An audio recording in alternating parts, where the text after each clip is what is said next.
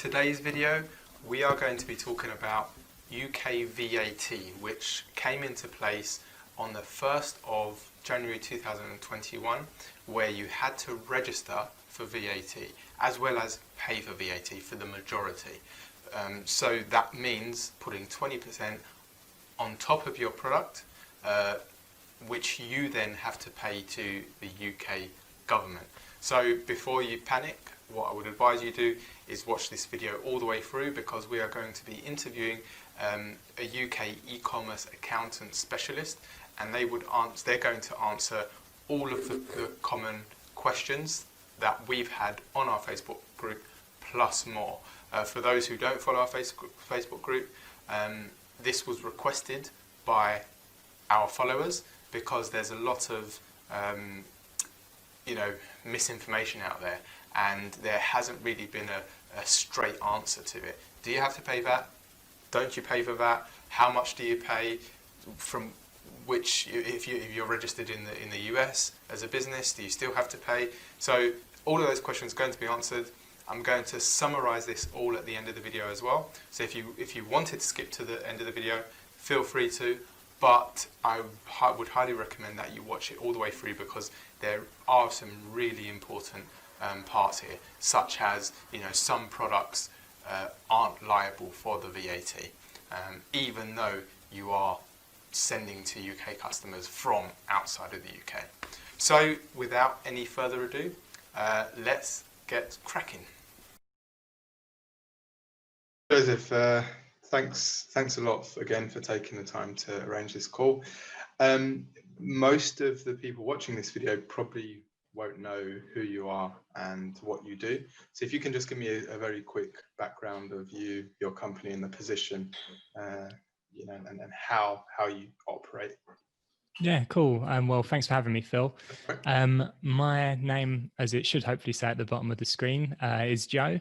I'm the founder and managing partner of Ecommerce Accountants, which is an accountancy in the UK that specializes in working with e-commerce businesses.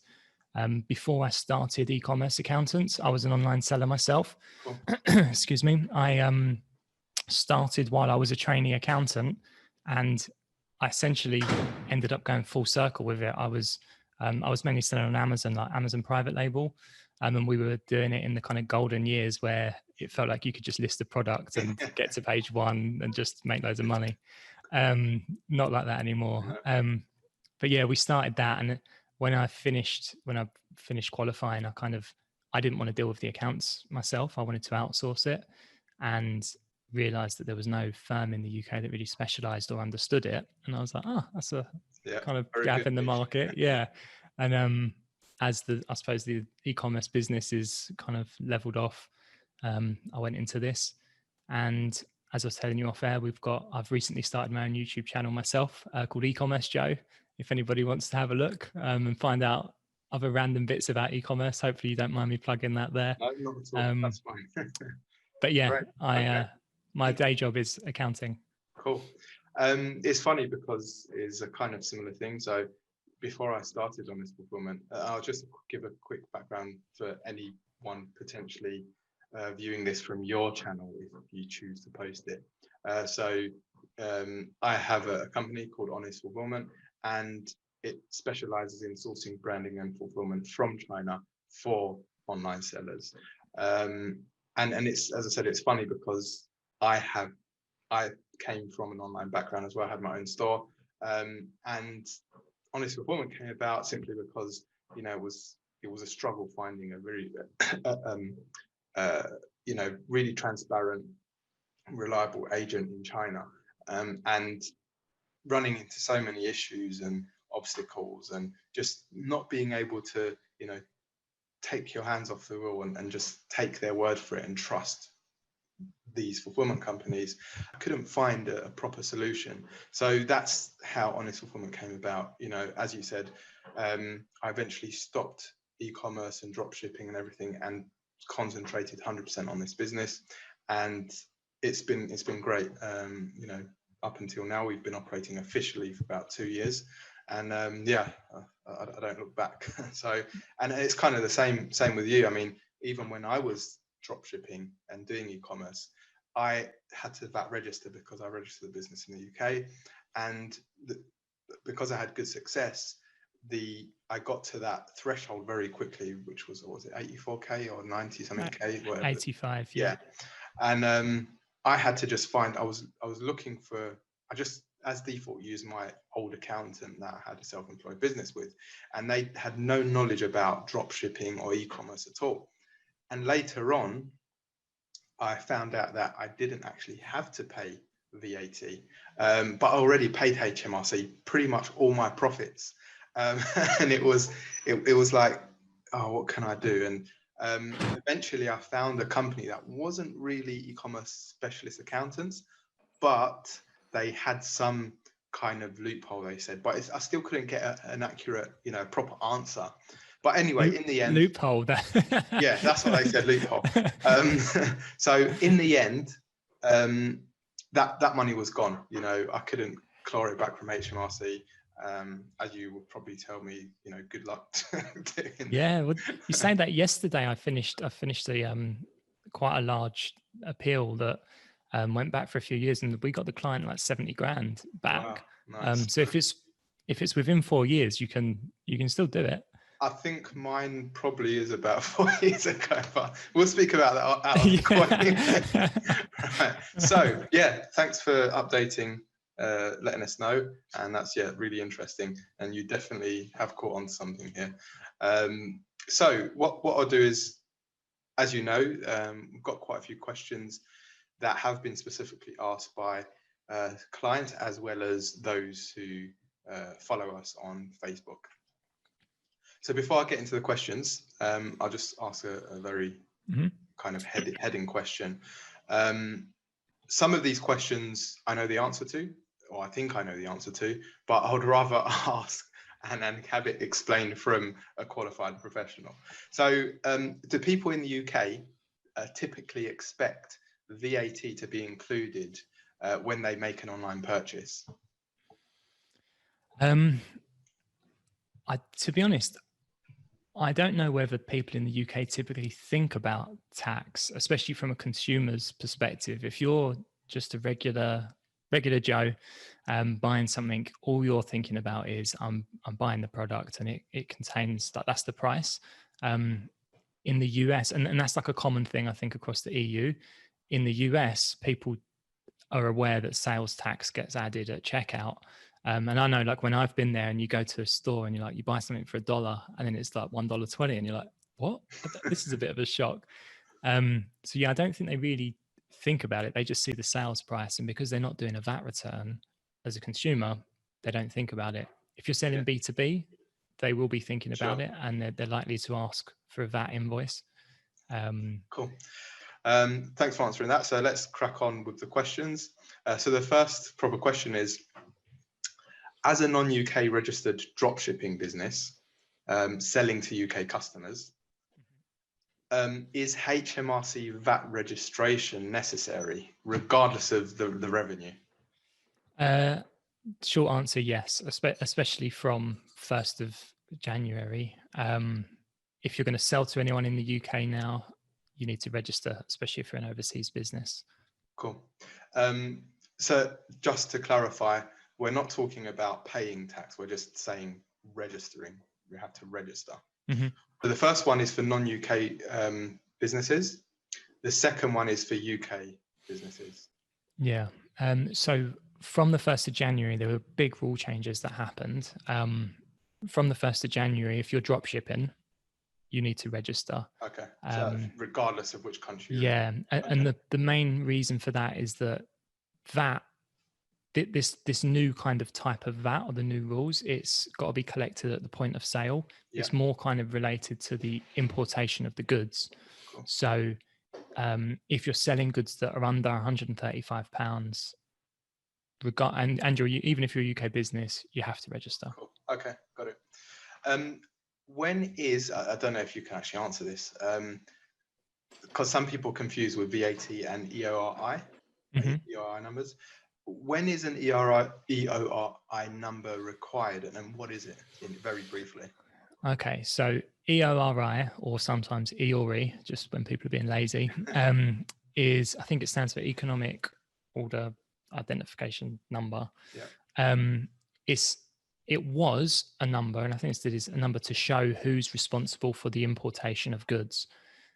When you're VAT registered, so before you could not be VAT registered and still have an EORI number, and all the importation stuff, which is usually dealt with by the shipping providers and freight forwarders, that all gets attached to your EORI number, and wherever that's registered, they're kind of known as paying the import duties and tax.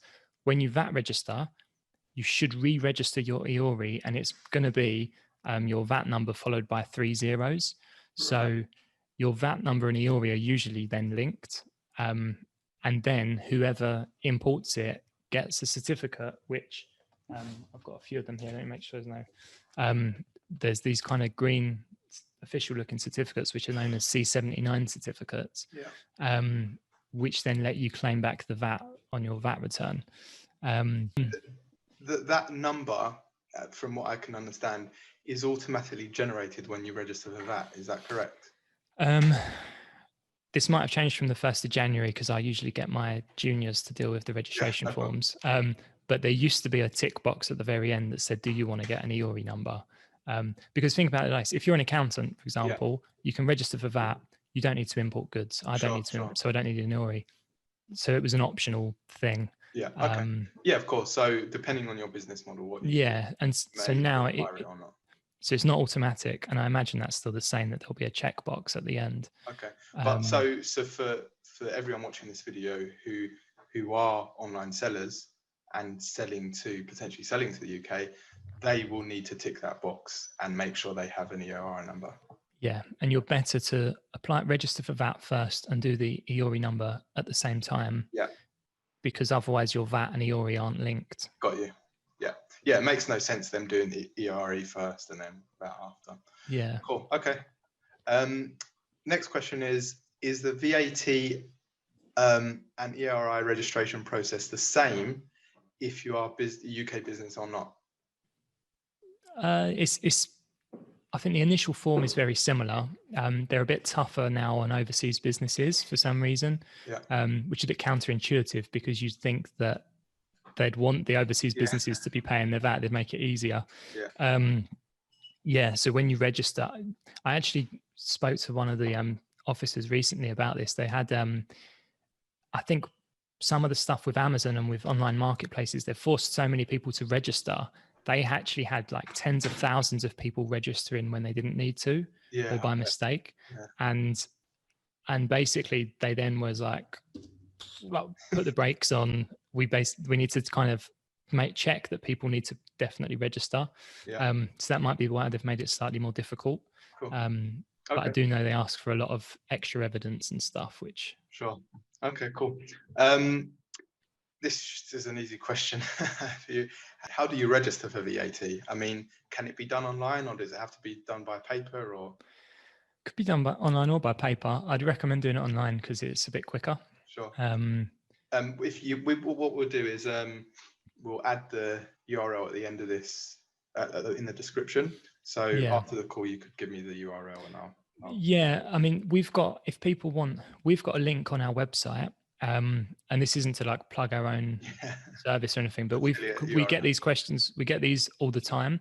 What we've done is we've made a guide where people can do it themselves for free, and that we've put some kind of FAQs there because HMRC don't make it easy. Sure. And then there's obviously the option if people want us to do it, we charge. But honestly, it's quicker and easier to do it yourself, which is why we've written the guide, because we'd rather just get people to register. I'm guessing it's not really a lengthy process. I mean, how long do you think it would take to register?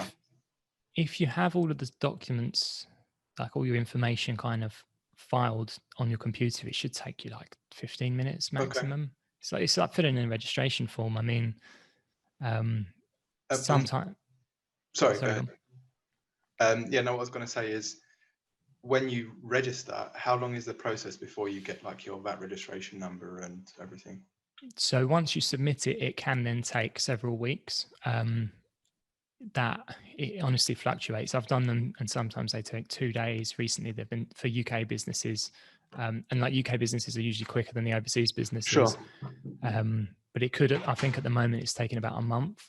Okay. And this might be a question that you're going to ask in a sec, but if someone has started registering, they should still be able to sell.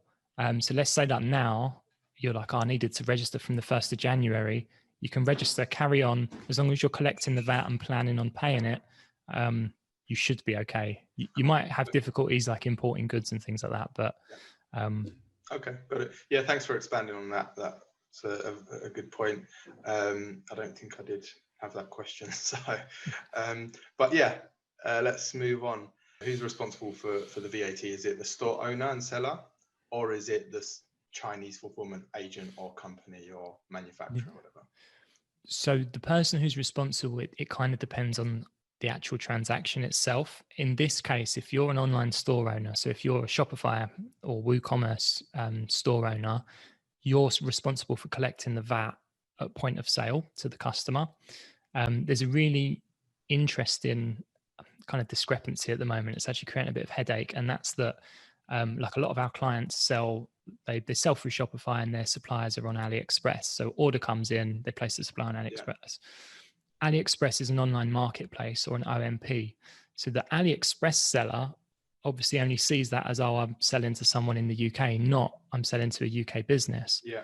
So then AliExpress automatically also collects VAT. Yes. And the store owner is also collecting VAT. Yeah. Now, that's a mistake. And I think that's a mistake on AliExpress's end that they need to, I'm planning on writing a blog post and trying to like get it over to them because, I mean, I imagine they've got a big enough team that they should already be on top of this, but what they really need to do is have like a billing information, and they need to say like, if you're a UK VAT registered business, even though it's going to this consumer, put your details in, we won't charge VAT, or collect the VAT, because otherwise it's getting double collected.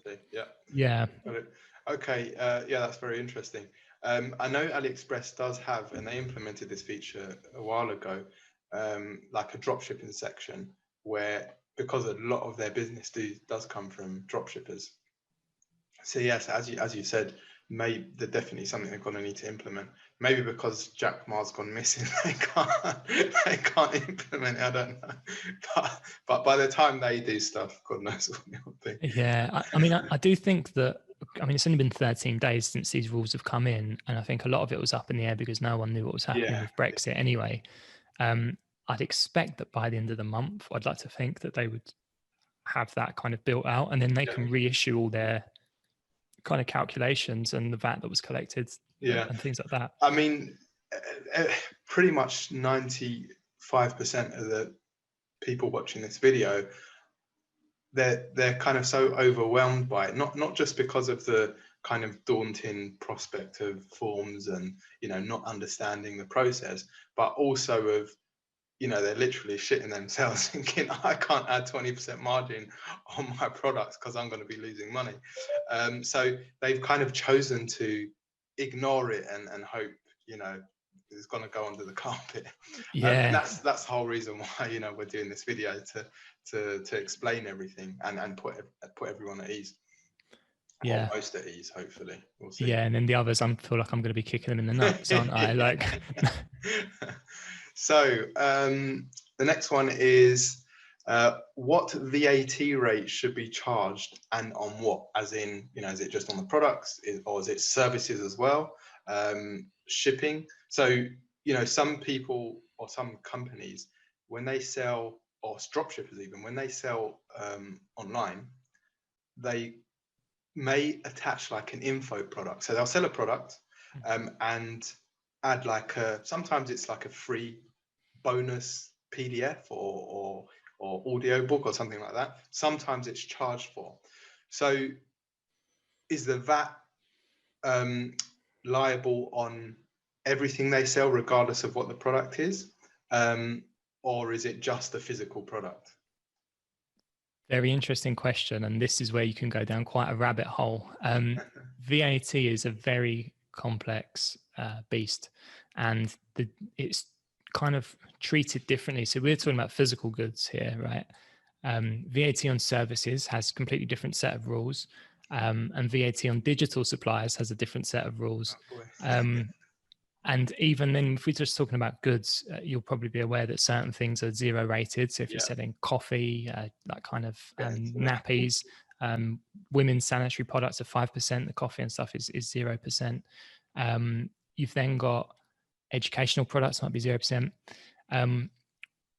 There's a lot of people that try and then abuse that. So they might say, oh, children's clothing, 0 rated. So then previously, and sorry if this goes off on a bit of a tangent, but previously, what you found even like 10, 20 years ago, companies would then find ways to abuse that. So I'm not saying they did this, but one that's going out of business. So Topshop, for example, this isn't true what I'm saying, but let's say they didn't want to charge VAT on their men's clothing. So they might have then said, well, this is children's clothing, but it's like adult sized, but we've labeled it as children's, try to not claim VAT. Because of that, there's then kind of clear rules and guidance on what can be children's, say like children's shoelaces, they can't be, but adults can be. People try and get around it by selling pots, but then if I put coffee in the pot, it's 0%. So am I selling the pot or the coffee? So to be honest, there's not a straight answer.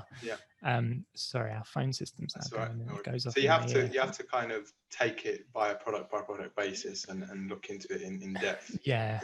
Basically. Cool. So in those cases, I'd say if you've got something complicated, speak with your accountant and you might get different answers. But if there's digital products and they're charged for, there's a chance that they're going to actually have a different treatment. Okay, got it. That kind of answers or part answers another question which we'll get to.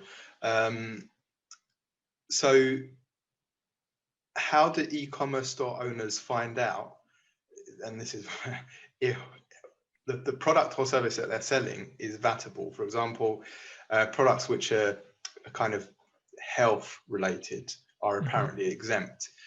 Is there, I'm guessing each product or service would have, is it a commodity code or something like that?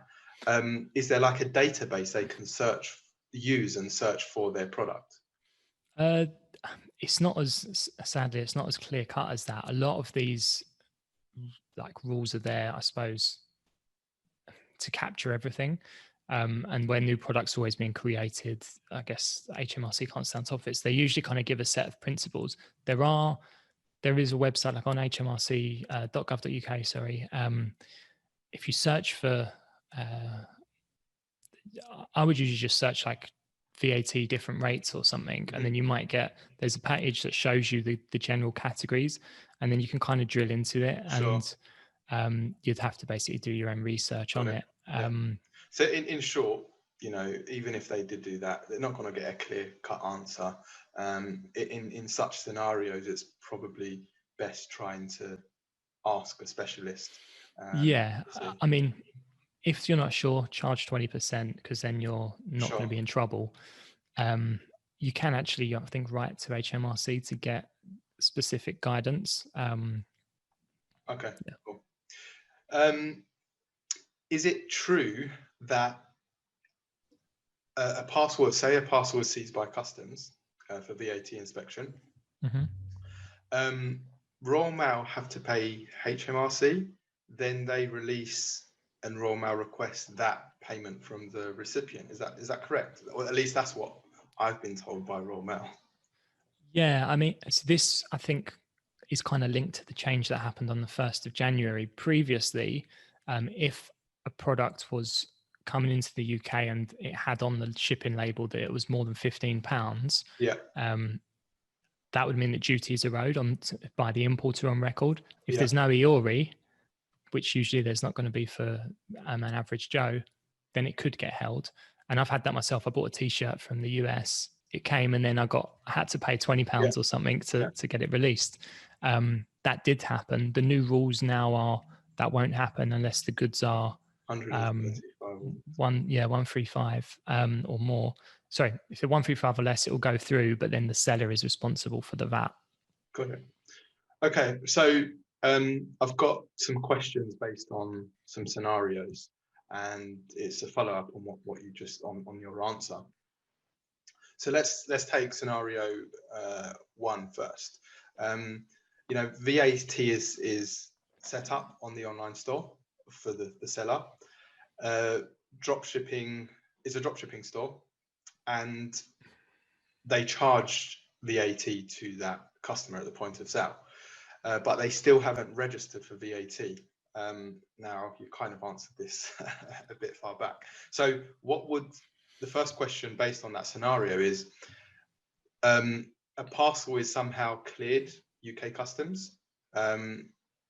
Again, you've kind of answered this. What if the sender, the actual seller, pockets the VAT and does nothing about it? So they don't, even though they're registered, they charge VAT at the point of sale.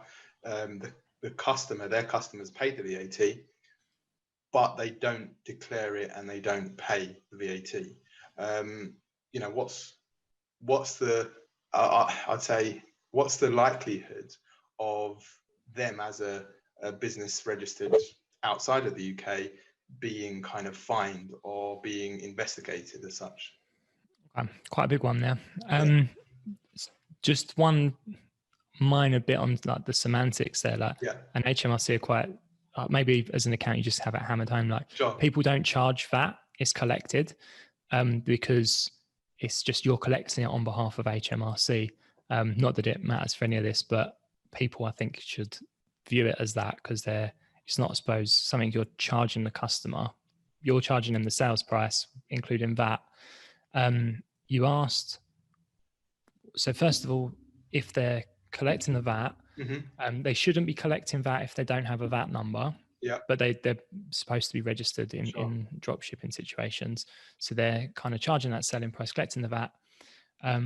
If they choose not to pay it to HMRC, that's obviously a crime. Like you can't, you can't, like, all those sort of things. You're going into the realms of kind of, I suppose, fraud and criminal areas. But if someone doesn't pay their VAT, HMRC are obviously not going to be happy. I don't know what recourse they've got if you're, say, a Chinese business. But what I do know that they do is that if you don't pay your VAT bill and you don't submit your VAT returns on time, and I've seen them be really vigilant with this, especially with overseas sellers, is they can deactivate your VAT number.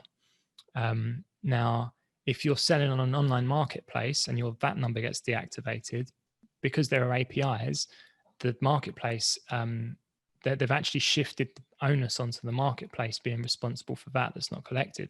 So the marketplace, like if you've got people that sell on Amazon, you'll know they're quite vigilant on saying you need to put your VAT number and it's got to be valid. So HMRC's kind of defense is they deactivate your VAT number, and if you sell on a platform, suddenly the platform won't work with you and you can't sell. You could say, well, we'll get around that by just registering again.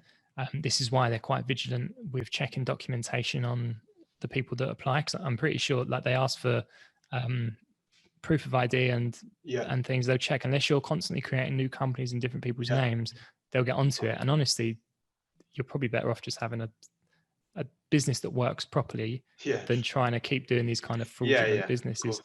But yeah, I mean, there might be then some sort of recourse. I expect that their response would be block you from selling.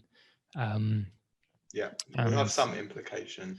And that might change over the years, but I mean, I'm kind of assume that, you know, Shopify being the largest e-commerce platform, it wouldn't surprise me if they at some point add this requirement to say, you know, are you selling to the UK? If you are, we require your VAT registration number. So, well, this the rules that have come in isn't unique to the UK. Currently they are, but it was actually an EU directive that has been postponed. So in July, this is going to happen in the EU as well. And I'm sure other countries will say, oh, that's actually a really good solution, because you're getting so many people that aren't getting around sales tax. That they'd be crazy to not start implementing it. Yeah, definitely. There's going to be a high demand for accountants come July. It's exhausting. But the cool thing for us is that, so previously we've not been able to really offer EU VAT services, and we've always referred people elsewhere. The new rules that come in mean that you can actually, they've simplified it so that you can do one return for all the EU countries. Got it. So it should be easier, but it just means that yeah, everyone's going to have to start collecting VAT. That's something I was going to ask. I mean, doing a return for each individual country in the EU could probably, well, it's going to obviously be time consuming, but if that's possible, it's going to save a hell of a lot of time. Okay, so the scenario I just mentioned is the same, just question number 2. So as above, but UK Customs seize and request proof of payment from the purchaser. Well, it wouldn't be Customs, it would be Royal Mail. I'm guessing they would request proof of purchase. Customer shows the receipt that they've paid the 20% VAT. Is that enough for the parcel to be released, or would they actually, how would they? I suspect, so now that 1st of January is here, I don't think Royal Mail will be doing that.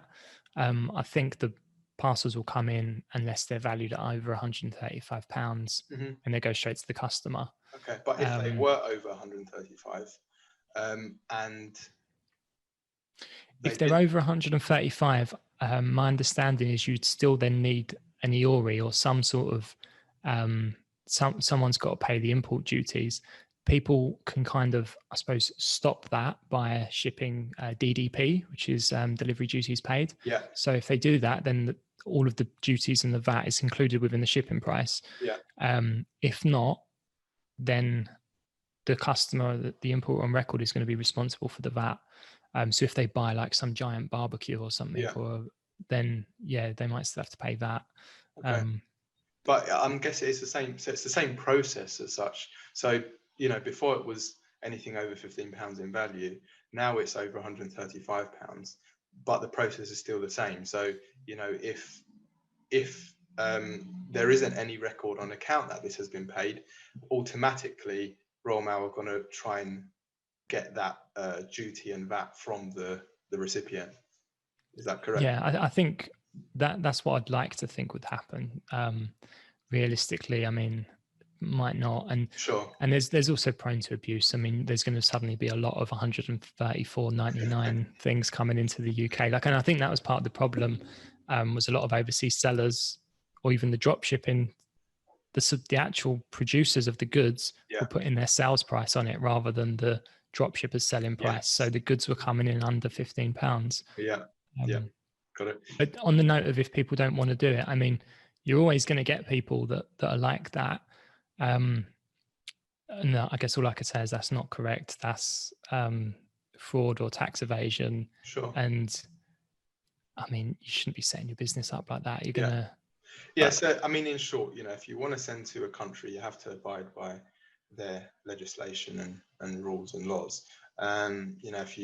If they choose not to, they have to bear the consequences. Maybe they'll get caught, maybe they won't. But if you are operating a proper business, then you have to do everything properly, basically. And I like to say, sorry to kind of talk over there for that.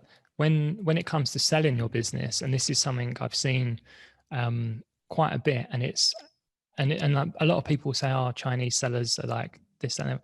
It's not them. Like in the UK, people sell into the US. Most of them bury their head in the sand and don't pay sales tax. But then when it comes to selling their business, suddenly the buyer's like, "Oh, what's about the sales tax?" And usually it's people in the US that want to buy the business. They're like, "Oh, well, I'm not buying this business when it's got potentially all of these issues with it." So like, if you want to think big, you've got to do things properly. Sure. Cool. Right. These were the potential questions that the final questions that I had, and that was based on the answers of the others. So, I mean, without going into too much detail, what does as a dropshipper, say as a dropshipper who sells products with a value of less than $135 and £1, and their primary market is the UK. So what does the proper setup look like for VAT and the process of paying? Okay, so like in terms of their accounting setup. Yeah, so say for example, they've literally just started out as a dropshipper. They've got really good success early on, and all of their products are less than 135 pounds. What should they do as a newly established business? They haven't registered anything, they haven't charged anything. What would you advise that they do? So the very first thing is you should register for VAT in that situation kind of straight away from the very beginning. Or at least when you do register, backdate the date to be the date that you started doing it. You're then collecting VAT when you make a sale. And the way people want... Sorry to stop you there. Depending on the product in question. Depending on the product in question. But let's, for the sake of argument, most products are 20%. It's only the outliers that are 0 or 5%. If they're 20%, the quick rule of thumb to calculate how much of your selling price is VAT is you divide it by 6. So if you sell something for £12, it's £2 VAT because you're actually selling it for £10 plus 20%. So that's really like, look at your price, make sure that you can afford 1/6 of your margin to go to VAT. So VAT in the UK is usually quarterly. So you need to file a return every quarter. The return itself and the payment are due 1 month and 1 week after the period end. So if your first period, if you say it's January, February, March, so if the first one ends in March, you would then have until the 7th of May to submit the return, and then actually the 10th of May to pay the return. So you've got 5 weeks to prepare everything and submit and pay it.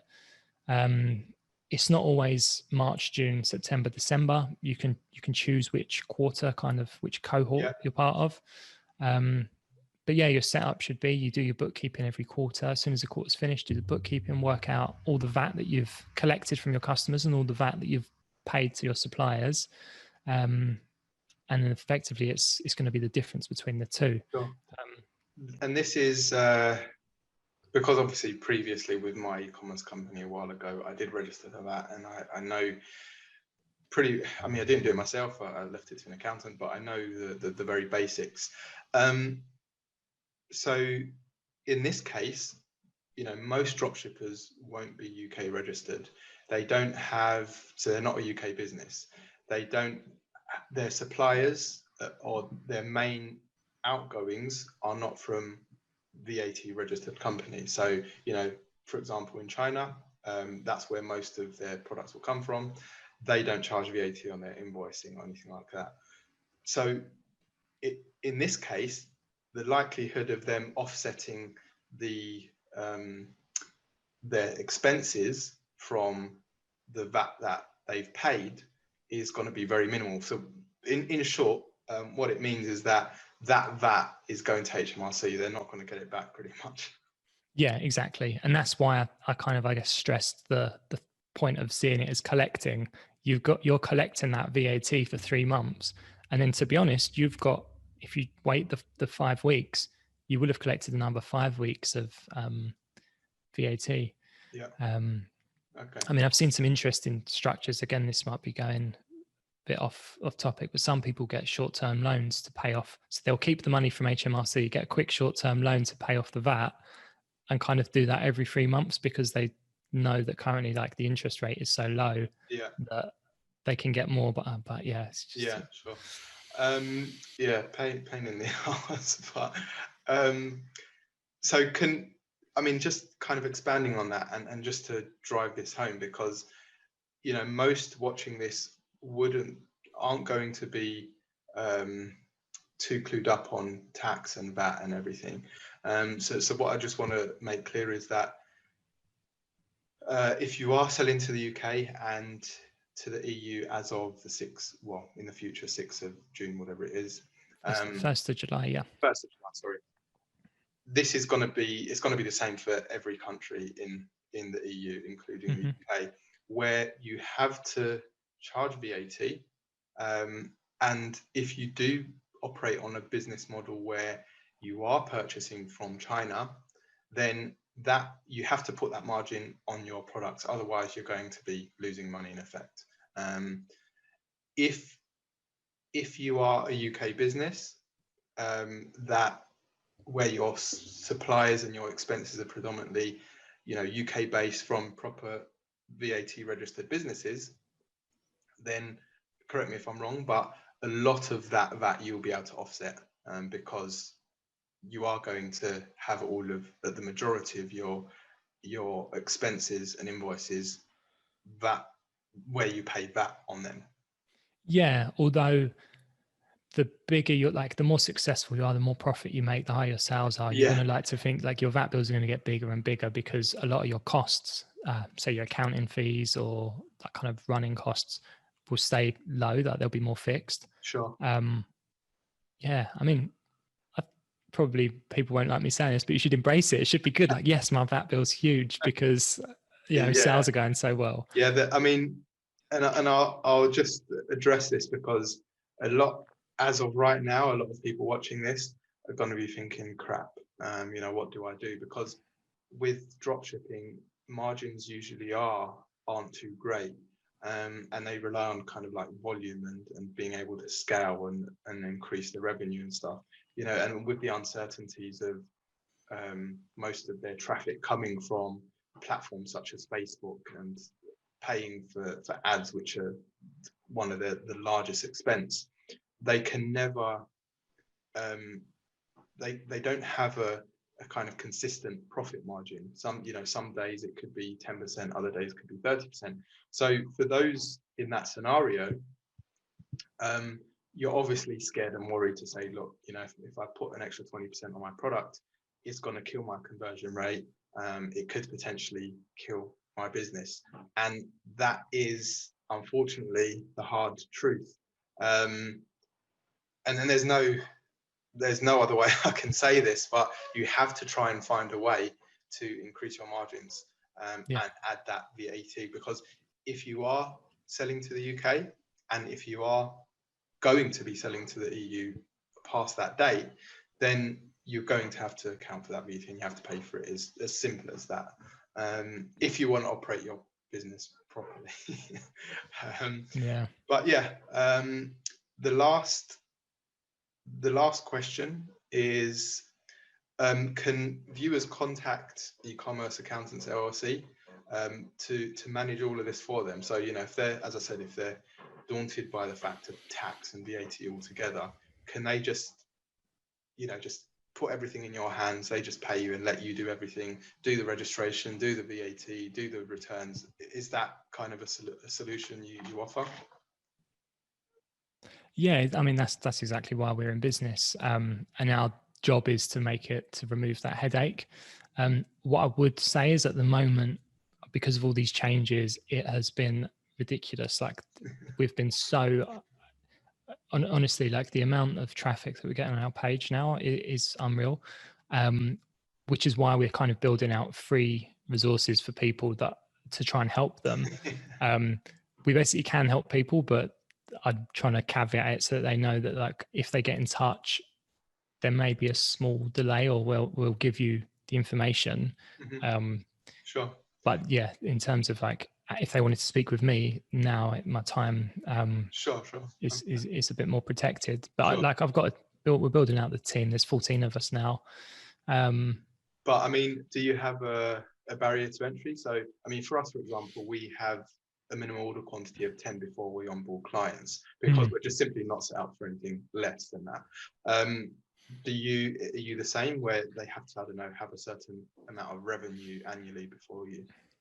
No, we probably should look at that. But for us, some of the work doesn't scale kind of, especially in like a linear fashion with the business, especially for overseas businesses. If you sell on Shopify, it's kind of, we would get access to the Shopify side of things, like get a secondary user, download the reports, and we should be able to do the return in a similar amount of time than for someone who's a bigger business. Got you. And we kind of, our main focus is always on efficiency. So we probably don't charge anywhere near what we should, considering our position. But that's because we're trying to, like, I suppose, work with so many people. Sure. So yeah, to answer the question, like, if anyone's small and getting started, like, still get in touch with us, because we do enjoy working with small businesses. It's kind of a bit more fun and personable. Okay. So what's I mean, obviously, the business is called Ecommerce Accountants. Do you still deal with other business models, or is it literally you purely deal with e-commerce only businesses? So there are some that we don't deal that aren't e-commerce. We usually try to say like it's better to only be e-commerce because there's maybe better value in working with someone else. Yeah. But what you usually find is you get an entrepreneur, they get successful, they then say, oh, I want to get some property, I've got a property business. And to be honest, for us, as long as we've already got the relationship with someone, it's kind of, that's half of most of the work is kind of really understanding someone. And so we do still work with them, but like, let's say you're a pharmacy and you came into us, or a pub, I'd just be like, oh, some of those systems there, honestly, you're better off finding a specialist. We could figure it out, but then we might have to charge more for the time. Got you. Like for us, the biggest benefit that for clients working with us is like Amazon, Shopify, AliExpress, like we're aware of all these things, drop shipping. You don't have to explain what these things are to someone. Like if anything, and I found it when I was looking for an accountant, like I found I had to tell them how my business was being run. Whereas with us, we'll tell you, we'll just be like, no, you do it like this, and actually go and just run your business. Like, give me this, we'll do it. Just and that's the pain I had. You know, going back 5 years ago, it was a pain because, as you said, they didn't understand the model. They were like, oh well, do you have inventory in the UK? Do you send it to the UK first, then you pack it and send it? I said, no. We just order it from them and they send it direct. But how does that work? You know, where do you order it from? What platform do you? And it was like question after question, and you explained it, and then something else will pop up. And it's not because they weren't experienced as accountants. It's just that they aren't knowledgeable in this business model, which and the reason I'm guessing why you know companies like yourself are popping up is because the popularity of you know selling online and kind of working from home and just these kind of new business opportunities has spurred the need for solutions to, you know, perfect example of e-commerce accounting. So yeah, it's kind of like a breath of fresh air that companies like you are popping up because it just makes it so much easier for people in e-commerce and dropshipping. So yeah, I mean that covers everything. Asked all the questions I needed to ask, and again, you know, thank you very much for your time. It was a pleasure, and hopefully, you know, everyone watching this video knows what to do and they don't have any other questions, although if they do, there might be a part 2 to this. I'm happy to do a part 2. We'll probably host it on your YouTube instead. No, we'll keep it on this one. My one will be finding more about your business. Yeah, happy to do a part 2. If you want to do a live one, I'm happy doing that. If there's live questions, might be more beneficial for people. Probably. You'd be surprised. It's been funny the amount of random kind of Facebook groups and usually the people get in touch. I always enjoy it, so I'm happy to get involved. Oh, sorry, before we end this call, there was one thing that just popped into mind. And just to confirm, you don't, I mean, the companies that you take on, it's not just UK companies, it's worldwide. Yeah, so what we would do for an overseas business, we will only deal with their UK VAT and potentially from July EU VAT, but currently UK compliance. So if you're a Thai business, we can't deal with however Thai limited companies are dealt with, but we can do your UK VAT. Sure. If you're a UK business, we can deal with everything. Okay. Cool. Yeah, and just to expand on that, it's, you know, what we've discussed today is predominantly VAT. We haven't talked about corporation tax or just tax in general, and that is specific to where your business is registered. So if your business is registered in the US, you have to pay US corporation tax. If it's in Australia, it's Australian corporation tax. But again, as I said, that might be something else for another video. But and also you need a quick like not financial advice, like seeking independent advice. Do your own research. Right, cool. Well, enjoy the rest of your day, Joseph. Again, it was a pleasure speaking to you, and hopefully we'll speak soon. Yeah, speak soon. Cheers, Phil. Take care.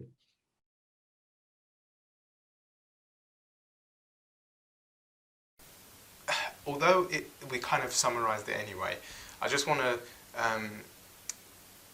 speak to you as a dropshipper or as an e-commerce seller selling. You're ordering from it doesn't matter if it's AliExpress or a private agent or fulfillment company, and they're based in China. That's most likely going to be your scenario.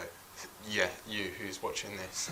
So if it isn't, then obviously it's not going to apply to you. But I'm guessing the majority, that's going to apply.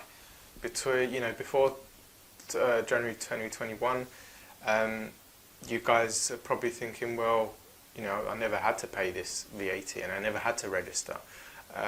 Yes, that's correct.